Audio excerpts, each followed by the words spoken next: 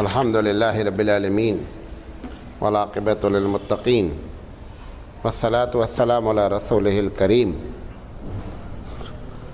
فاعوذ باللہ من الشیطان الرجیم بسم اللہ الرحمن الرحیم لقد کان لکم فی رسول اللہ اسوۃ حسنہ صدق اللہ العظیم۔ محترم حضرات، ہم نبی کریم صلی اللہ علیہ وسلم کی سیرت پر گفتگو کر رہے ہیں اور آج اس کا 154 اس کا سیریل ہے، اور ہم آج گفتگو ہماری جو چل رہی ہے وہ یہ کہ اللہ کے رسول صلی اللہ علیہ وسلم کو جس ماحول میں اللہ نے بھیجا اس وقت دنیا کا ماحول کیا تھا اور عرب کا ماحول کیا تھا۔ کل اور پرسوں میں نے آپ کے سامنے ذکر کیا تھا ان کے مذہبی حالت، اور کل میں نے آپ سے بات کی تھی ان کے اخلاقی حالت کا کچھ حصہ باقی رہ گیا۔ انشاءاللہ آج اس پر گفتگو کریں گے اور گفتگو پھر اس سوال کا جواب بھی دیں گے کہ آخر جب ایسے حالات خراب تھے تو اسی علاقے میں اللہ نے ان کو بھیجا کیوں، اس پر بھی ہم بات کریں گے۔ ہم اللہ سے دعا کرتے ہیں کہ اللہ تعالی ہم کو صحیح بات کہنے کی اور آپ کو صحیح بات سمجھنے کی توفیق عطا فرمائے، آمین۔ جب اخلاقی حالات خراب ہوتے ہیں تو عموماً اس سوسائٹی میں دو چیزیں بہت عام ہوتی ہیں، ایک شراب اور دوسرے زنا۔ میں نے آپ کو کل ان کی حالت بتائی تھی کہ شراب کا معاملہ ان کا یہ تھا۔ زنا ان کے یہاں جو ہے، حضرت ابن عباس رضی اللہ تعالیٰ عنہ اپنے والد سے روایت کرتے ہیں کہ ہمارے یہاں زنا جو ہے وہ اوپنلی کرنا تو برا سمجھا جاتا تھا، لیکن چھپ چھپا کر اگر کوئی زنا کرتا تھا تو کوئی ایسی بات خاص نہیں تھی، یہ عوام میں رائج تھا۔ زنا کے بارے میں اسلام نے پوری دنیا سے ایک الگ نظریہ رکھا ہے۔ سب سے پہلے پوری دنیا کے بارے میں آپ کو ایک بات بتائیں، وہ سارے، اس میں یورپ بھی شامل ہے، اس میں عرب بھی شامل ہے، اس میں ہندوستان بھی شامل ہے، پاکستان اس میں شامل نہیں ہے۔ سب کا یہ فارمولہ ہے کہ زنا بالجبر جو ہے وہ گناہ ہے، زنا بالرضا کوئی چیز نہیں ہے، مطلب کوئی گناہ ہی نہیں ہے، کوئی بھی سرکاری ایکشن بھی نہیں لیا جا سکتا زنا بالرضا سے۔ زنا بھی جیسے ہندوستان میں جو ہے وہ زنا اگر کوئی دونوں کی رضامندی سے ہو رہا ہے تو ہندوستان کی کسی عدالت میں اس کو آپ چیلنج نہیں کر سکتے۔ چیلنج کب ہو سکتا ہے کہ جب اس نے زنا پبلک پلیس میں کیا ہے، بھلے رضامندی سے کیا ہے، تو زنا کو چیلنج نہیں ہوگا، پبلک پلیس پر کیوں کیا اس کو چیلنج ہو۔ بات سمجھ رہے ہیں؟ یہ پوری دنیا کی حالت ہے، صرف ایران اور پاکستان اور موراکو، ان تین جگہ زنا زنا ہے، چاہے وہ بالرضا کیا جائے اور چاہے جبرن کیا جائے۔ اسلام کا فارمولہ بھی یہی ہے کہ زنا جو ہے وہ ہر حال میں گناہ ہے، اور اس کی وجہ یہ ہے کہ جو زنا بالرضا اگر مان لیا جائے کہ زنا بالرضا کوئی چیز نہیں ہے، ٹھیک ہے، زنا بالرضا ہو گیا، اب اس کے بعد اگر لڑکی کسی بات سے ناراض ہو گئی اور وہ کہتی ہے کہ زنا بالجبر ہوا ہے، تو اس کو پھر کون پروف کرے گا کہ زنا بالجبر ہوا تھا یا زنا بالرضا ہوا تھا؟ اس کو پروف نہیں کیا جا سکتا۔ لہذا اسلام شروع سے زنا کا جو ہے وہ حرام کا قائل ہے۔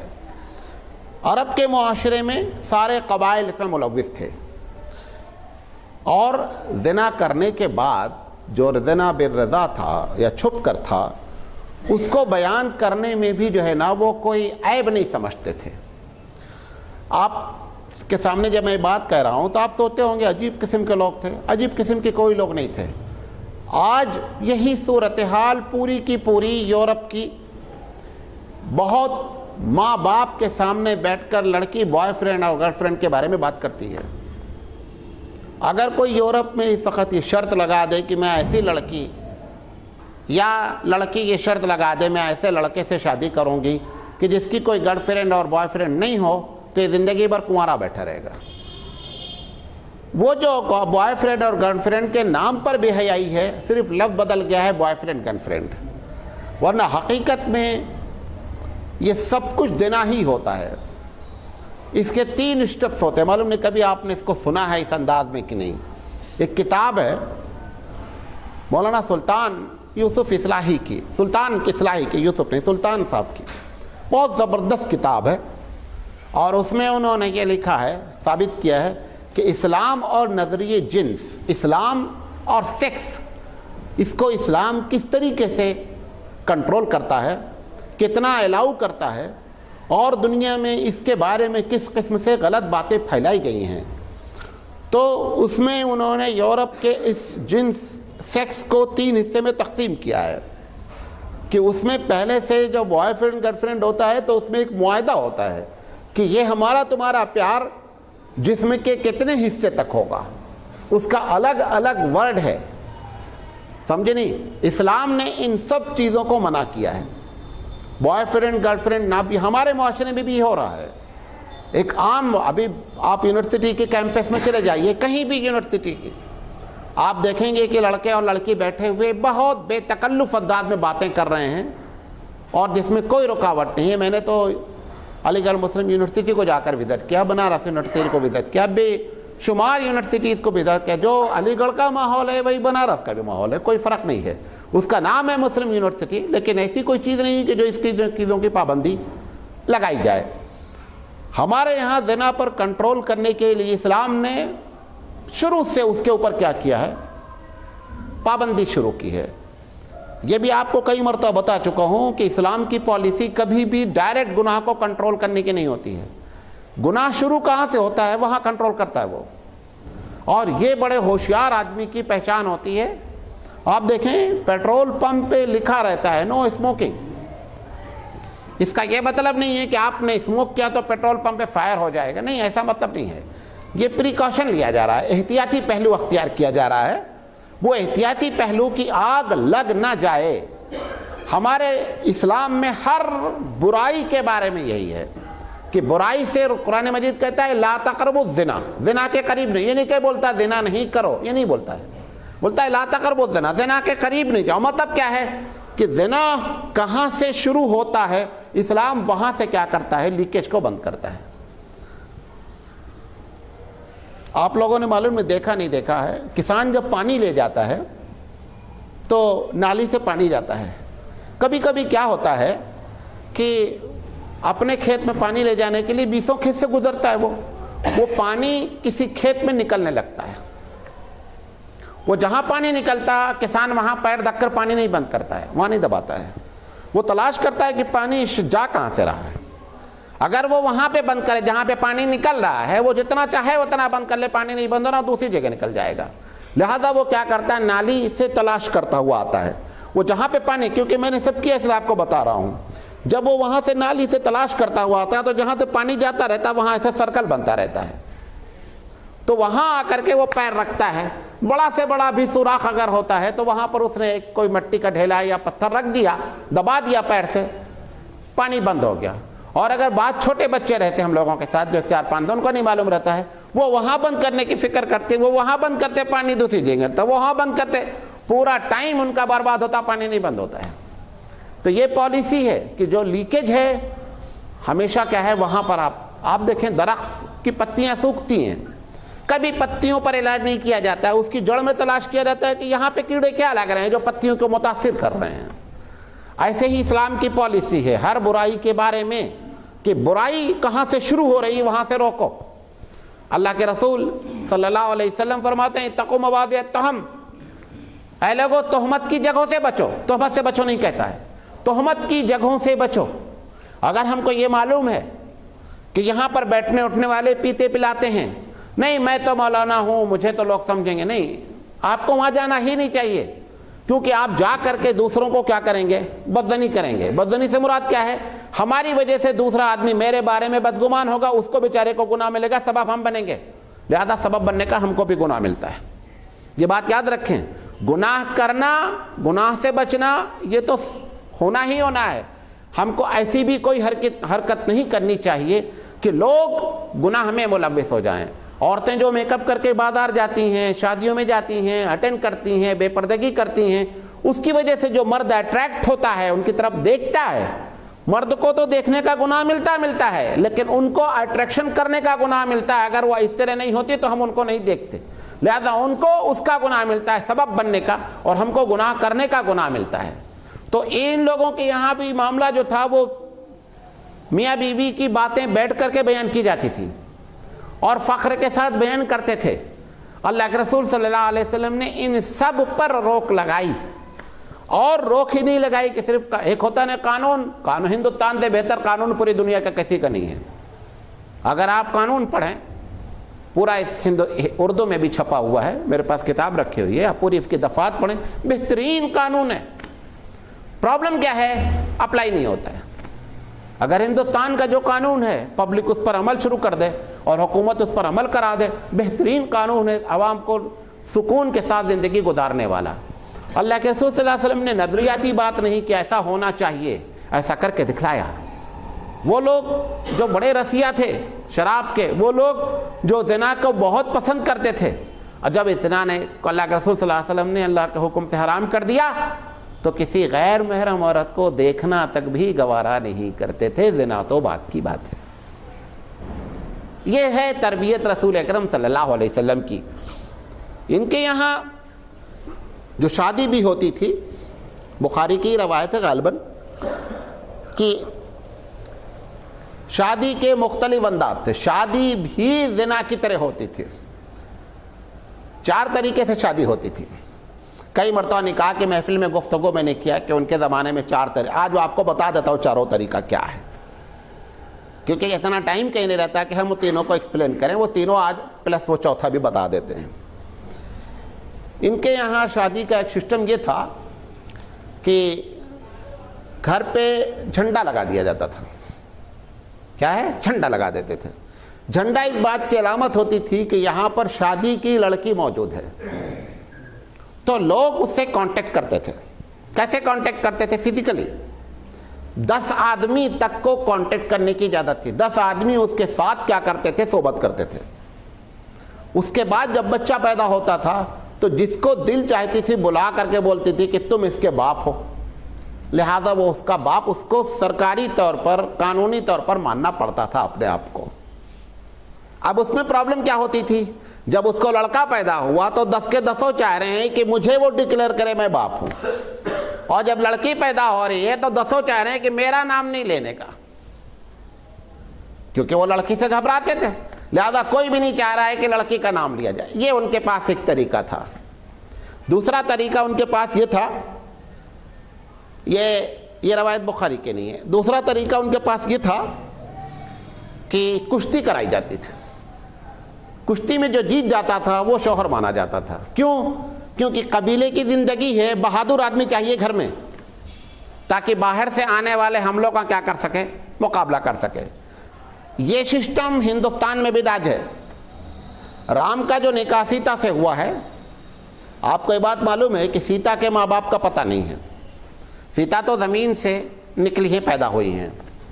تو سیتا کی شادی جب راجہ جنک نے کرنی چاہی تو راجہ جنک نے اعلان کیا کہ بھئی ہم اس آدمی سے شادی کریں گے۔ یہ ایک ہل ہے، ہل چلاتے ہیں، وہ بہت وزنی تھا، جو اس کو اٹھا لے گا بغیر کسی کی مدد سے شادی اس سے کی جائے گی۔ یہ وہی چکر تھا کہ ہم بہادر آدمی سے شادی کریں گے، تو رام بھی اس میں لائن میں لگے، اور رام چندر جی نے کیا کیا کہ اس کو اٹھایا، اور اٹھانے کے بعد سیتا کی شادی ان سے ہو گئی۔ یہ وہی سسٹم ہے جو وہاں پر طاقت کا سسٹم ہے، کیونکہ ان کے پاس ایک دوسرا کانسیپٹ بھی تھا۔ یہ بخاری میں روایت ہے کہ وہ سمجھتے تھے کہ بہادر شخص کے بچے بھی بہادر ہوتے ہیں، لہذا بہادر آدمی سے شادی کرنا۔ اب سوال یہ ہے کہ سب لوگ بہادر سے شادی کرو گے تو سارے بہادر تو نہیں ہوتے، کچھ ذہن کے بہادر ہوتے ہیں، کچھ طاقت کے بہادر ہوتے ہیں، تو کہاں جائیں گے بقیہ؟ بہرحال ان کے پاس یہ ایک شادی کا سسٹم تھا۔ تیسرا طریقہ ان کے پاس یہ شادی کا تھا کہ 10 آدمیوں سے تعلق پیدا کرتے تھے، بچہ پیدا ہو جاتا تھا۔ یہ بڑا انصاف پسند تھا ان کے نزدیک۔ اس کے بعد ایک قیافہ شناس بلایا جاتا تھا۔ قیافہ شناس کہتے ہیں کہ آدمی کے چہرے اور پیر اور ہاتھ کی فنگرز دیکھ کر کے اور پھر آدمیوں کو چیک کر کے وہ یہ بتاتا تھا کہ یہ لڑکا فلاں کا ہے. اسپیشلی پیر کے انگلی کے نشان دیکھ کر کے، بچے کے پیر کے انگلی کے نشان دیکھ کر کے وہ جتنے لوگوں سے اس لڑکی کے تعلق ہوتے تھے سب کو بلاتا تھا، بلا کر کے کہتا تھا کہ یہ اس کا اصل باپ ہے. تو وہ اس کے اسپیشلسٹ تھے، قیافہ شناس. سب لوگ نہیں کرتے تھے کام، وہ کوئی خاندان تھا جو یہ کام کرتا تھا. تو وہ آ کر کے وہ بتاتا تھا، لہذا اس طرح کی شادی ہوتی تھی. قریش اس طریقے کی شادی نہیں کرتے تھے. ان تینوں میں قریش انوالو نہیں تھے. اللہ کے رسول صلی اللہ علیہ وسلم نے جو اپنی شادی کی اس وقت تو ابھی اسلام کا اناؤنس نہیں ہوا تھا. 25 سال میں آپ نے شادی حضرت خدیجہ رضی اللہ تعالیٰ عنہ سے. چوتھا سسٹم یہ تھا کہ جو شریف خاندان تھے وہ پیغام بھیجتے تھے، بڑے پیغام لے جاتے تھے. دادا ہیں، باپ ہیں، چچا ہیں، بڑے بھائی ہیں، یہ لوگ پیغام لے جاتے تھے. پیغام لے جانے کے بعد لڑکے والے جاتے تھے لڑکی کے ہاں پیغام لے کر کے. پھر اس کے بعد ایک تاریخ متعین ہوتی تھی. اس تاریخ متعینہ پہ لوگ اکٹھا ہوتے تھے. اکٹھا ہونے کے بعد 2 آدمی گواہ رکھا جاتا تھا. ایک مہر کی رقم رکھی جاتی تھی. دونوں کی رضامندی پہلے پوچھ لی جاتی تھی. وہی سیم سسٹم آج آپ کے پاس ہے. ہمارے پاس بھی جو شادی میں جو خطبہ پڑھتے ہیں یہ سب شادی کی سنت ہے، لیکن شادی اس پر ڈیپینڈ نہیں ہے. اگر لڑکا اور لڑکی بیٹھ کر کے یہاں اس محفل میں آپ کے سامنے 4-5 لوگ بیٹھے ہوں اور لڑکی یہ کہے کسی لڑکے سے کہ میں آپ سے شادی کرنا چاہتی ہوں، میں راضی ہوں. لڑکا کہے اگر تم راضی ہو تو میں بھی راضی ہوں. شادی ہو گئی اسلام کے لحاظ سے، کیونکہ وہاں پہ گواہ موجود ہیں، دونوں کی رضامندی موجود ہے. وہ جو 2 گواہ آپ رجسٹر پہ لکھتے ہیں بڑا اس کا احتیاط کیا جاتا ہے، وہ تو اس لیے کہ پرابلم ہو تو ان کو کال کر لیا جائے، ورنہ وہ مسجد میں جتنے بیٹھے رہتے سب گواہ ہیں. بھئی آپ کے سامنے نکاح ہو رہا ہے نا، نام آپ کا نہیں لیا جا رہا، نکاح تو آپ کے سامنے ہو رہا ہے، لہذا گواہ سب ہوتے ہیں. اس لیے بہت سے یوپی میں پتہ ہی نہیں ہے دفتر کسے کہتے ہیں، نہ کسی کا نام لکھا جاتا ہے، کچھ نہیں، ایسے ہی بول دیتے ہیں آپ گواہ ہیں، پھر کہہ دیتے ہیں آپ سب لوگ گواہ ہیں. اس کے بعد شادی ہو جاتی ہے. تو یہی اسلامی طریقہ ہے. اللہ کے رسول صلی اللہ علیہ وسلم کی جب شادی ہوئی، حضرت ابو طالب نے نکاح پڑھا. ایک صاحب نے سوال کر لیا کہ صاحب ابو طالب نے نکاح پڑھا، نکاح کیسے ہوا؟ دیکھو نکاح پڑھنا کوئی چیز نہیں ہے. یہ تو بولی صاحب نے اپنے کھانے کے لیے چکر لگا رکھا ہے کہ آپ نکاح ہم سے پڑھوائیے، پیسہ بنتا ہے. وہ پیسہ بننے کے چکر میں آپ یہ سمجھتے ہیں بغیر مولوی کے نکاح ہو ہی نہیں سکتا. حالانکہ نکاح میں مولوی کی کوئی ضرورت نہیں ہے.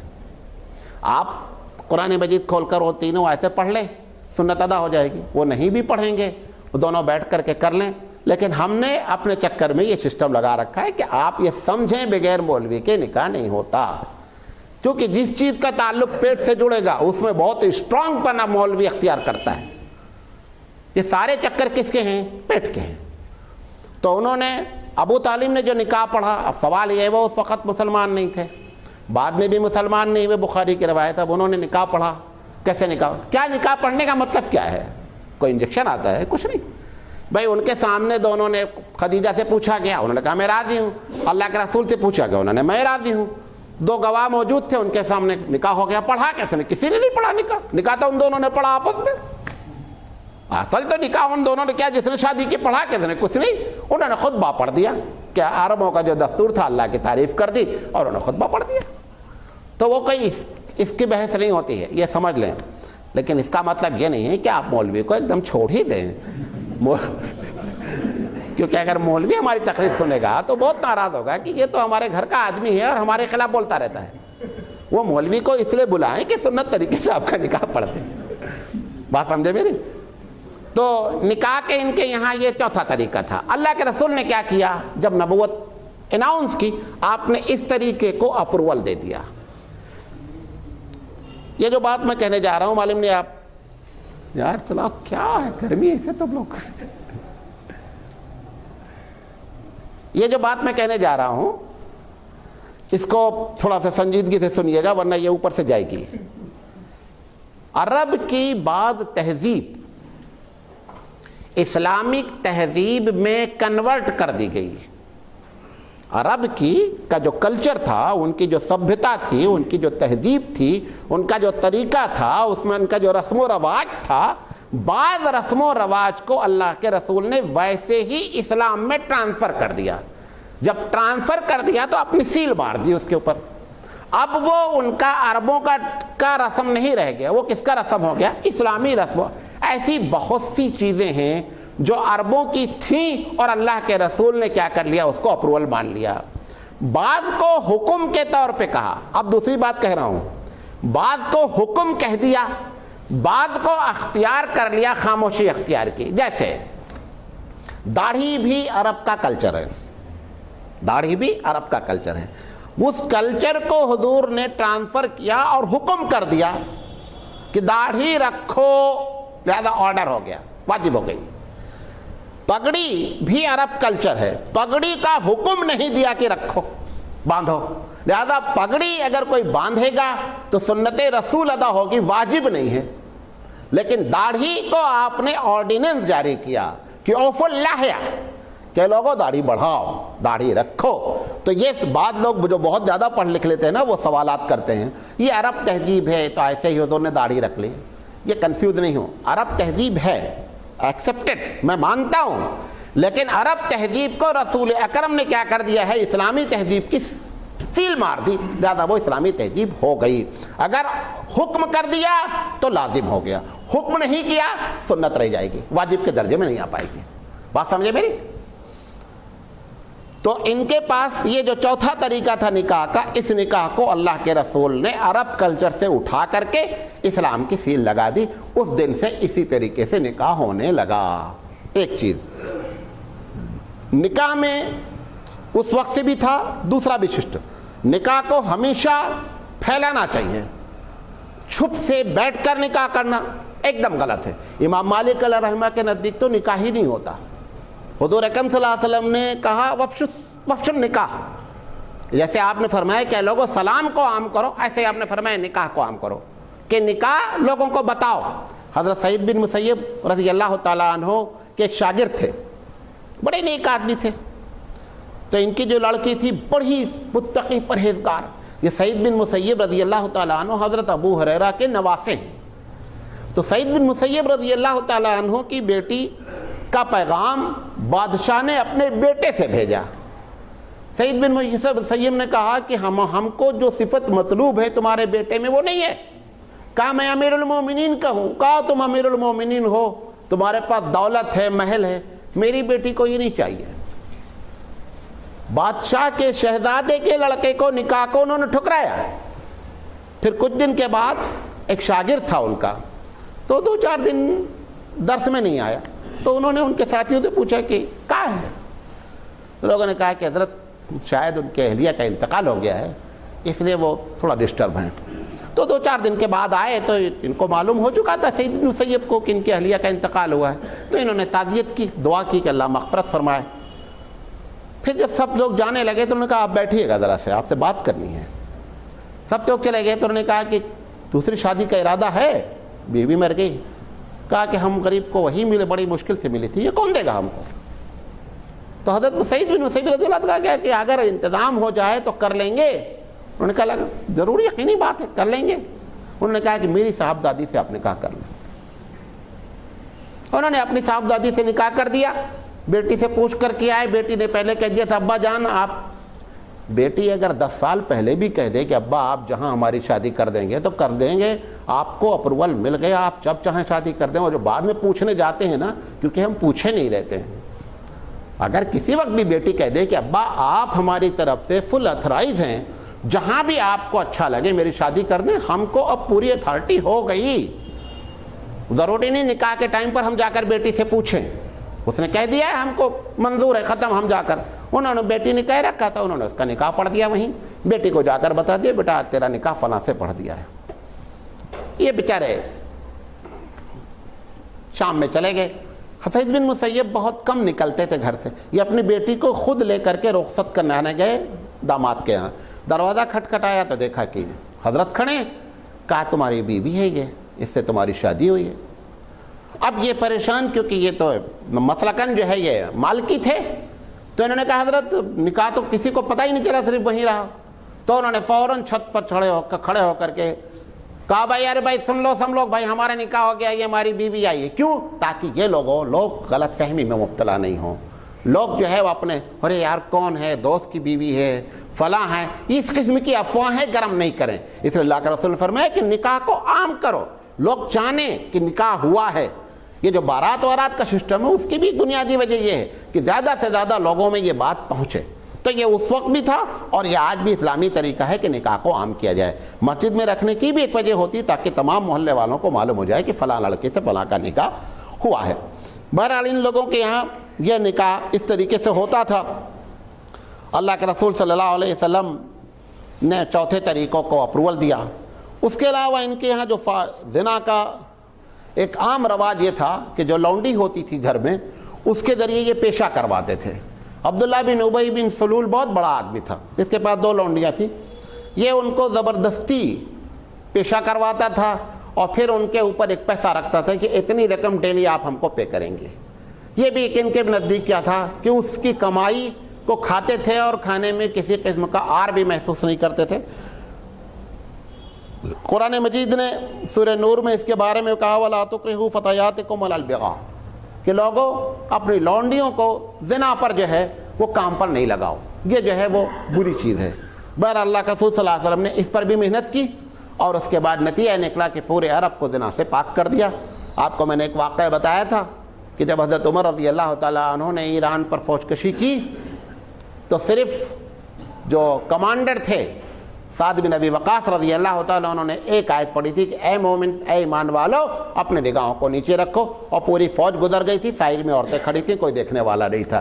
یہ اس معاشرے کے لوگ تھے جہاں پر زنا عام چیز تھی. اب وہی معاشرہ ایسا ہو گیا کہ آنکھ اٹھا کر غیر محرم کو دیکھنا بھی پسند نہیں کرتے تھے. ان کے یہاں جو کھانے پینے کا سسٹم تھا وہ بھی بڑا بے تکا تھا. قرآن مجید نے 2-3 جگہ یہ بات کہی کہ مردار حرام ہے. حالانکہ ویسے بھی سمجھ میں آتی ہے مردار حرام ہے. مردار یہ کھاتے تھے، جانور مر جاتا تھا اس کو بھی کھا لیتے تھے، کیڑے مکوڑے بھی کھاتے تھے، حتیٰ کہ چھپکلی کھانے کے تک کے واقعات موجود ہیں حدیثوں میں کہ چھپکلی بھی کھاتے تھے. یہ سب کو اللہ کے رسول صلی اللہ علیہ وسلم نے منع کیا اور منع کرنے کے بعد ان سے زیادہ پھر کوئی جو ہے وہ پاک چیز کھانے والا نہیں رہا. ایسے ماحول میں نبی کریم صلی اللہ علیہ وسلم کو پروردگار عالم نے مبعوث فرمایا.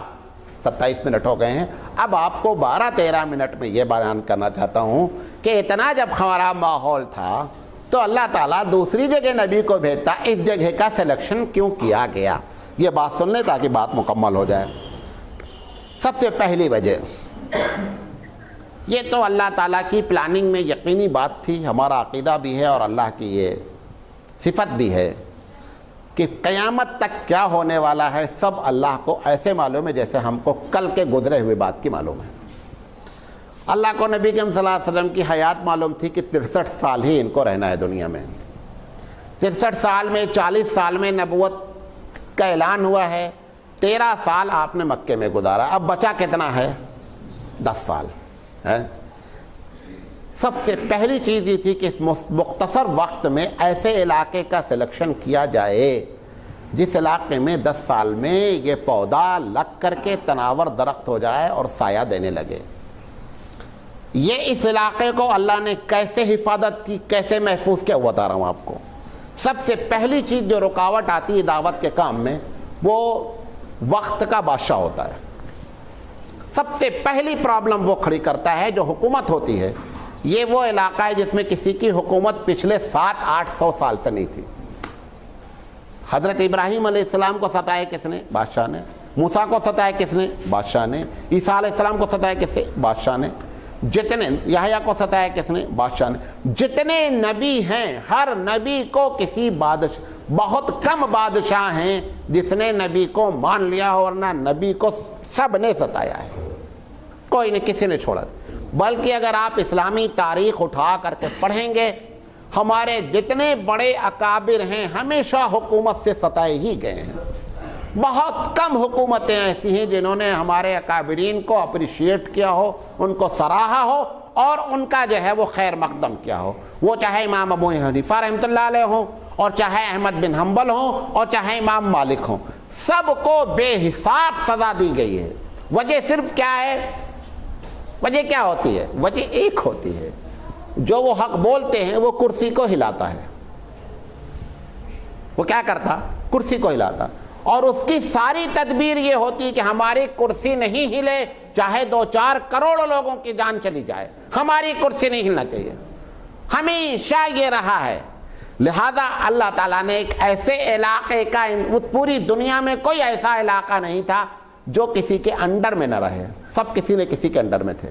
یہ خطہ ایسا تھا جس کو کسی کے انڈر میں نہیں تھا، یہ خود ہر قبیلے والا خود بادشاہ۔ پہلی وجہ، بنیادی وجہ یہ تھی، کیونکہ اگر ان سے حکومت کا پنگا ہو جاتا تو 10 سال کچھ نہیں، سارا معاملہ جو ہے نا وہ صرف بات کرنے میں گزر جاتا، کام ہوتا ہی نہیں، اور اسلام کو جھنڈا گاڑنا تھا۔ تو ایک بنیادی وجہ، اور یہ پلاننگ سے اللہ نے اس علاقے کو بغیر کسی حکومت کے انڈر میں رکھا، نمبر 1۔ نمبر 2، جس قرآن کریم کے ذریعے پورے عالم کو پیغام بھیجنا تھا، اس کو غور سے سنیے گا، اس کتاب کو پروردگار عالم پیپر میں محفوظ نہیں کرنا چاہتا تھا، ہارڈ ڈسک تھی، جو دل تھا یہی ہارڈ ڈسک بننا تھا۔ اس وقت سے لے کر آج تک ہمارے پاس جو قرآن کی حفاظت ہے وہ دل میں ہے، پیپر سے ہم سے کوئی بحث نہیں ہے۔ آپ سارے قرآن مجید کو اٹھوا لیں دنیا سے، ہماری صحت پر کوئی فرق نہیں پڑتا ہے، ہمارے پاس ہارڈ ڈسک میں آلریڈی موجود ہے۔ اس پورے علاقے میں کو اللہ نے جان بوجھ کر امی رکھا، نہ لکھنا جانتے نہ پڑھنا جانتے۔ کیوں؟ جو لکھنا پڑھنا جانے گا نا اس کی میموری کب ہوتی ہے؟ جب سے موبائل فون آ گیا ہے۔ جب تک موبائل نہیں تھا ہم کو اپنے دوستوں کے ان کے بہت سے نمبر یاد رہتے تھے، اب اس موبائل کا اپنا خود کا نمبر نہیں یاد رہتا ہے، وہ بھی دیکھ کے ہم کو بتانا پڑتا ہے کہ ہمارا نمبر کیا ہے۔ کیوں؟ جتنا آدمی کتاب اور کاغذ پر ڈیپینڈ ہوتا جائے گا اتنا میموری اس کی کیا ہوتی جائے گی؟ ختم ہوتی جائے گی۔ لہذا ان کو کاپی کتاب والا رکھا ہی نہیں، ان کو رکھا ہی پورا کا پورا میموری کے اوپر، اور ان کی میموری کا یہ عالم تھا۔ بعض ان کے شورا مشاعرے میں کھڑے ہوتے تھے، 400 اور 500 شعر پڑھتے تھے، اور کہیں کیونکہ لکھنا جانتے نہیں تھے، پڑھنا جانتے نہیں تھے، کوئی چیز ایک پیپر بھی لکھا نہیں ہوتا تھا، 400 شعر پڑھتے۔ آج ہمارے شاعر کیا ہیں؟ 5 شعر کی غزل ہوتی، 25 ہاتھ میں رہتی، 5 شعر کی بھی غزل ہوتی ہے تو پرچی کیا ہے؟ ہاتھ میں رہتی۔ 400 شعر پڑھتا تھا وہ شاعر، اور کس پر ہوتا تھا؟ اس پر۔ تو اللہ نے جان بوجھ کر مکے کو امی رکھا۔ اچھا، جب آدمی امی ہوگا، پڑھا لکھا نہیں ہوگا، تو بہت زیادہ مین میخ نہیں نکالے گا جب آپ بات کریں گے، سیدھی سیدھی بات چاہے گا۔ اللہ بارش برساتا ہے، جب ان سے کہا گیا تو ان کے کھوپڑی میں بات آئی۔ اب اگر سائنٹسٹ کے سامنے کہا جائے گا وہ بولے گا نہیں صاحب، یہ اصل میں کیا ہوتا ہے، گرمی اٹھتی ہے، اور گرمی سے سمندر سے بخار اٹھتا ہے، اور وہ جا کر کے پھر اوپر جاتا ہے، پھر وہاں ٹکراتا ہے، وہاں سے بارش ہوتی ہے۔ ارے وہ چلو، وہ بخار کون پیدا کرتا ہے وہ سوال تو پھر بھی باقی رہے گا، لیکن کم سے کم اس کو ہم کو آرگومنٹ کرنا پڑے گا۔ اگر پڑھے لکھے سے ہم بارش کے بارے میں بات کریں گے، ایک عام آدمی سے جس کو کچھ نہیں معلوم بیچارے کو ہم کہتے ہیں اللہ بارش برساتا، ہاں دیکھو اللہ صحیح میں بارش برساتا ہے۔ تو امی رہنے کا ایک فائدہ یہ تھا کہ جو باتیں ان کے سامنے بیان کی جاتی تھی نا، ان کے دل میں کھٹا کھٹ اترتی چلی جاتی تھی۔ زیادہ جو ہے نا فلسفیانہ گفتگو، اسی لیے قرآن مجید جب کسی سے بات کرتا ہے تو جو عرب سے بات کرتا ہے نا تو بڑے سادے انداز میں بات کرتا ہے۔ کیا تم نے زمین نہیں دیکھی ہے؟ تم نے آسمان نہیں دیکھا کہ اس میں کوئی پلرز نہیں ہے؟ سب کو باتیں نظر آتی ہیں۔ جب وہ عیسائی سے چیلنج کرتا ہے تو دوسرے انداز میں بات کرتا ہے۔ کیوں؟ عیسائی لوگ کیا تھے؟ پڑھے لکھے تھے۔ جب عیسائیوں نے اللہ کے رسول سے کہا کہ عیسیٰ علیہ السلام اللہ کے بیٹے ہیں، اب ان کو لاجک میں جواب دینا پڑا۔ کیوں؟ کیونکہ پڑھے لکھے لوگ ہیں۔ تو حضور صلی اللہ علیہ وسلم نے کہا گیا کہ ان سے کہو کہ اگر اس بنیاد پر عیسیٰ علیہ السلام اللہ کے بیٹے ہیں کہ ان کا کوئی باپ نہیں ہے تو آدم کو پہلا بیٹا کیوں نہیں مانتے؟ دیکھیں لاجک لے کر آیا، لاجیکل بات کر رہا ہے۔ کیوں؟ جس کو جواب دینا ہے وہ لاجیکل لوگ ہیں۔ عربوں سے خطاب کرتا ہے تو سمندر کے بارے میں کرتا ہے کہ تم سمندر میں سفر نہیں کرتے، تمہاری کشتیاں چلتی، طوفان آ جاتا ہے، کون بچاتا؟ ہاں صحیح میں اگر اللہ نہیں بچا تو ہمیں ڈوب جائیں گے، ہم رہیں گے تو 50 نہیں، وہ انجن ایسا ہو گیا تو فلاں ہو گیا تو ہم نے جو ہے لنگر ڈال دیا، یہ ساری چیزیں آئیں گی۔ لہذا اللہ نے امی علاقے میں رکھا۔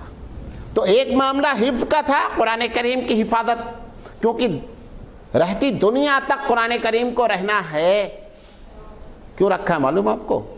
اگر قرآن کریم بھی چینج ہو جائے تو دنیا اتنی شرارت پسند ہے، وہ کہے گی اللہ ہمیں دل سے آپ کے اسلام کو ماننا چاہتے تھے لیکن وہ اصل کہاں لکھا تھا یہ معلوم نہیں ہے.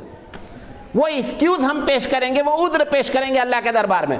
اللہ نے اس عذر کو کاٹ دیا اور یہاں تک کہہ دیا کہ ہم نے اس کتاب کو نازل کیا، نحن نزلنا الذکر وَإِنَّا لَهُ لَحَافِظُونَ، میں اس کی حفاظت کی ذمہ لیتا ہوں. اور 1450 سال کی تاریخ ہے کہ اس میں ایک ذرہ برابر کی تبدیلی نہیں ہے. تو وہاں سے جو ہارڈ ڈسک چلی وہ ہمارے پاس، اس پر پوری دنیا دنگ ہے کہ ایک 7 سال کا بچہ، ایک 8 سال کا بچہ 6666 آیتوں کو کیسے یاد رکھتا ہے. اور یہ بھی آپ کو بتا دیں یہ حقیقت میں بچے کا کمال نہیں ہے. اگر رب کی مدد نہیں ہو، نہیں ممکن نہیں ہے. سب سے بڑی پرابلم کیا ہوتی ہے؟ وہ تو اچھا ہے کہ آپ حافظ نہیں ہیں. سب سے بڑی پرابلم کیا ہوتی ہے؟ یا ایھا الذین آمنو 75 جگہ آ رہا ہے. اب آمنو کے بعد کیا آنا ہے؟ وہ اتنی دیر میں اس چپس سے نکالنا ہے. یا ایھا الذین آمنوا اتقوا اللہ، اتقوا آنا ہے. یا ایھا الذین آمنوا وقولوا، اگر 75 جگہ آ رہا ہے وہ چپس سے بندہ نکالنے کا پھٹافٹ. وہ اتنی تیز کمپیوٹر نہیں نکالتا جتنی تیز اللہ تعالیٰ نے ہارڈ ڈسک میں ہم کو رکھا ہے. تو ان علاقے میں کر کے وہاں سے یہ حفاظت میں موجود. تیسری چیز، جو پڑھا لکھا زیادہ ہوتا نا وہ بہت مصلحت. ابھی لڑائی جھگڑے میں مارے کون جاتے جب دنگا فساد ہوتا ہے؟ پڑھا لکھا کا مارا جاتا. وہ تو ہوشیاری سے نہیں، حالات بہت سنگین ہیں.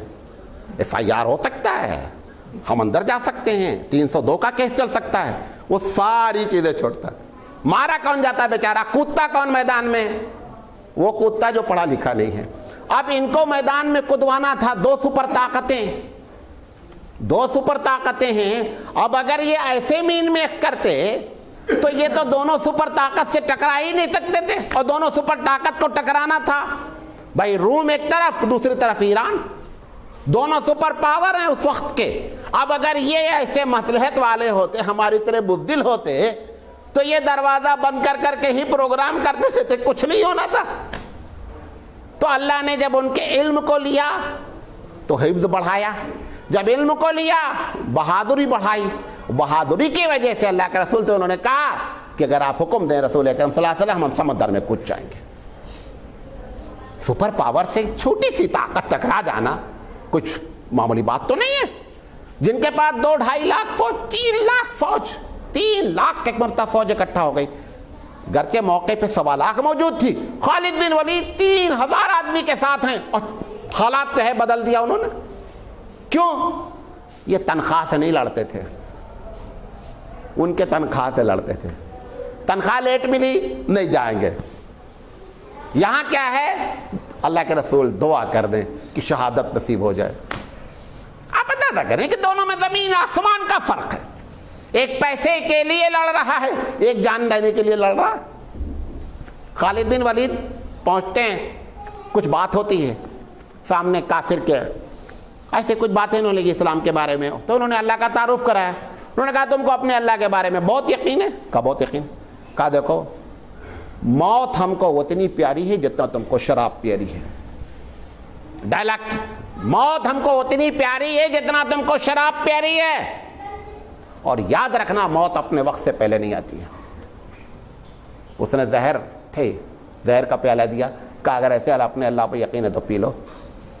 کہا تمہیں سمجھتے ہو زہر مارتی ہے؟ نہیں مارتی زہر. اگر میری موت ہوگی تو مروں گا نہیں مروں گا. بسم اللہ الذی لا یضر مع اسمہ شیء فی الارض ولا فی السماء وہو السمیع العلیم. جس کا ایک قطرہ آدمی نہیں پی سکتا، پورا کٹورا گھونٹ گئے، دکار آئی ڈائجیشن صحیح. آپ نہیں کرنا ایسا. وہ خالد بن ولید کا ایمان تھا، سمجھے؟ اور وہ اگر ایمان آج بھی ہو جائے گا، آج بھی وہ نتائج برآمد ہوں گے. وہ ایمان ہونا چاہیے. تو ان لوگوں میں جو اللہ نے ایسے علاقے میں بھیجا، یہ تیسری وجہ تھی کہ بہادر تھے. چوتھی وجہ تھی جس علاقے میں یہ موجود تھے، یہ ان کو دونوں سپر پاور ایسے ٹکراتی تھی. اگر یہ ہندوستان میں ہوتے، نبی کریم صلی اللہ علیہ وسلم اگر ہمارے ہندوستان میں بھیجے جاتے تو سپر پاور جو اس وقت دونوں کی تھی، ایک کو کراس کر کے دوسرے کو پہنچنا تھا، وہ پہنچنے نہیں دیتے۔ اللہ کے رسول بیچوں بیچ میں، ایک اس طرف سپر پاور، ایک اس طرف سپر پاور، دونوں کو مارا چکنا چور کر کے رکھ دیا۔ تو جائے وقوع کے لحاظ سے، لوکیشن کے لحاظ سے بھی یہ جگہ نہایت اللہ کے رسول صلی اللہ علیہ وسلم کے لیے کیا تھی؟ معتبر تھی۔ اچھا، فیاضی تھی، مہمان نوازی تھی، مہمان نوازی ان کی مشہور تھی۔ بعض مہمان نوازی وہاں سے ٹرانسفر ہوئی ہے۔ ہم لوگ تو کیا ہیں، مہمان اگر کہہ دے آ رہا ہوں، پھر تھوڑی دیر بعد بولے نہیں جی نہیں آ رہے ہیں، اندر سے خوش ہوتے ہیں، باہر سے نہیں، اندر سے خوش ہوتے ہیں، اچھا ہوا نہیں آیا۔ اور یہ بھی آپ کو بتا دیں، جب ہم اندر سے مہمان کو ریسیو نہیں کرتے، مہمان نہیں آتا۔ کہیں لکھا پڑھا نہیں ہے، ایکسپیرینس بتا رہا ہوں۔ اگر آپ اندر سے مہمان کو ریسیو نہیں کر رہے ہیں، مہمان کا پروگرام کینسل ہونے کے زیادہ چانسز ہیں۔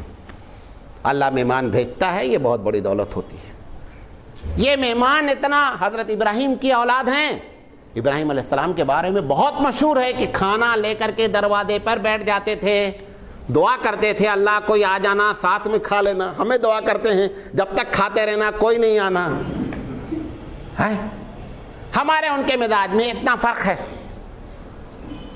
یہ جو ہندو قوم ہے، یہ تو کھانا جلدی سے کسی کے سامنے کھانا نہیں چاہتی۔ یہ تو ہم نے کھلا کر کے ان کو بتا دیا، ورنہ ان کے ہاں 3 چیزوں کو چھپانا بہت ضروری ہے۔ بھوج بھجن ناری، بھوج بھجن ناری، بھوج کہتے ہیں کھانے کو، چھپا کے کھانے کا، ناری کو اندر رکھنے کا، بھجن عبادت کونے میں کرنے کا۔ ان کے یہاں بہت مشہور یہ بات ہے۔ ابراہیم علیہ السلام کی یہ اولاد ہیں، دعا کرتے ہیں کہ اللہ کھانے پہ کوئی آ جائے، ساتھ میں مل کے کھائیں گے۔ وہ فیاضی چاہیے تھی، کیوں؟ زکوٰۃ کا نظام آنے والا ہے۔ اگر یہ بخیل یہودی کی طریقے سے ہوتے اور اللہ کے رسول زکوٰۃ کی بات کہتے، بولتے یہ کیا مصیبت آ گئی یار، ایک تو اسلام قبول کرو، ان کے ساتھ جنگ بھی کرو، اپنی جان بھی لڑاؤ، پھر 2.5 روپیہ 100 میں سے ان کو وہ بھی دو۔ وہ تو خوش ہوئے کہ اللہ تعالیٰ نے ایک سسٹم نکال دیا فیاضی کرنے کا، جو قانونی لحاظ سے اور فرض کی شکل میں، وہ اس کے لیے وہ خوش ہو کر کے۔ کوئی صحابی کی ایسی روایت ہمارے پاس نہیں موجود ہے کہ جس نے یہ کہا ہو کہ میں زکوٰۃ نہیں دوں گا۔ جن لوگوں نے زکوٰۃ کا انکار کیا ہے وہ غیر عرب ہیں، وہ اس علاقے سے الگ کا علاقہ ہے، مسلمہ قذاب بدماش کا علاقہ ہے۔ لیکن اللہ کے رسول صلی اللہ علیہ وسلم نے جس علاقے میں زکوٰۃ کا انٹروڈیوس کرایا، یہ نہایت فیاض قسم کے لوگ تھے۔ وہ فیاضی ہم کو درکار تھی، لہذا اللہ تعالیٰ نے یہ تمام وہ باتیں ہیں جس کی بنیاد پر اللہ نے بھیجا۔ اور حق گو بہت تھے۔ مدینے کے جو لوگ ہیں، منافق جو ہوئے، آپ دیکھیں کہ مکے کا کوئی آدمی منافق نہیں ہوا۔ اب پوری تاریخ دیکھ لیں، مکے میں جتنا لوگ ایمان لائے پکے لوگ، مدینے میں ڈبل گیم کھیلنے، وہ کس کا اثر تھا؟ وہ جو عرب تھے وہ یہودی کے ساتھ رہتے تھے، لہذا انہوں نے اپنی چھاپ ڈال رکھے تھے ان کے اوپر، کیونکہ یہودی تو 2 منہ کا سانپ ہے، ادھر بھی چلتا ہے ادھر بھی چلتا ہے۔ مکے والے زبان دے دیے تو دے دیے۔ ابو سفیان سے بادشاہ پوچھتا ہے کہ تمہارا ان کا پنگا ہوتا ہے، یہ بتاؤ کہ جیتتا کون ہے؟ ابو سفیان کہتے ہیں میں چاہتا تو جتنا جھوٹ بولتا کوئی ہم کو منع کرنے والا نہیں تھا، لیکن میں نے کہا نہیں۔ کہا جنگ ڈول کی طرح ہے، کبھی ڈول ان کے قبضے میں آتا ہے، کبھی ڈول ہمارے قبضے میں آتا ہے۔ کہا اچھا یہ بتاؤ کہ ان کے ماننے والوں کی تعداد بڑھ رہی ہے یا گھٹ رہی ہے؟ ابو سفیان کہتے ہیں میں چاہتا تو بول دیتا کچھ بھی نہیں ہے۔ انہوں نے کہا نہیں، بڑھ رہی ہے۔ حالانکہ ابو سفیان نمبر 1 کے دشمن اس وقت ہیں نبی کریم صلی اللہ علیہ وسلم کے، اور بادشاہ کے سامنے ان کی پوری رپورٹنگ کرنی ہے۔ اچھا سا اچھا آدمی بھی رپورٹنگ غلط کرتا، لیکن ابو سفیان اس صفت کے مالک تھے اس وقت بھی کہ جھوٹ نہیں بولنا ہے، حق بات کہنی ہے، اور حق بات وہاں کہی۔ ایسے لوگوں کی ضرورت تھی، وہ لوگ اکٹھا ہو گئے، سپر پاور ختم ہو گیا۔ اس بنیاد پر پروردگار عالم نے اللہ کے رسول صلی اللہ علیہ وسلم کو اس خطے میں مبعوث فرمایا۔ یہ بنیاد اور بھی وجہ ہو سکتی ہیں، یہ میں نے اس میں سے بنیادی وجہ آپ کے سامنے رکھی تاکہ آپ کو یہ بات سمجھ میں آ جائے، وہ جو سوال کیا گیا تھا اس کا جواب ہو جائے کہ اتنے خراب علاقے میں بھیجا کیوں گیا۔ لہذا پروردگار عالم، یقینی بات ہے ساری دنیا کی پر اس کی نگاہ ہے، سب سے بہتر علاقہ یہ تھا، اللہ کے رسول صلی اللہ علیہ وسلم کو وہاں بھیجا گیا۔ اللہ تعالیٰ سے دعا ہے کہ اللہ تعالیٰ کہنے سے زیادہ عمل کرنے کی توفیق عطا فرمائے۔ وآخر دعوانا ان الحمد للہ رب العالمین۔ سبحان اللہ و بحمدہ، سبحانک اللہم لا الہ الا انت۔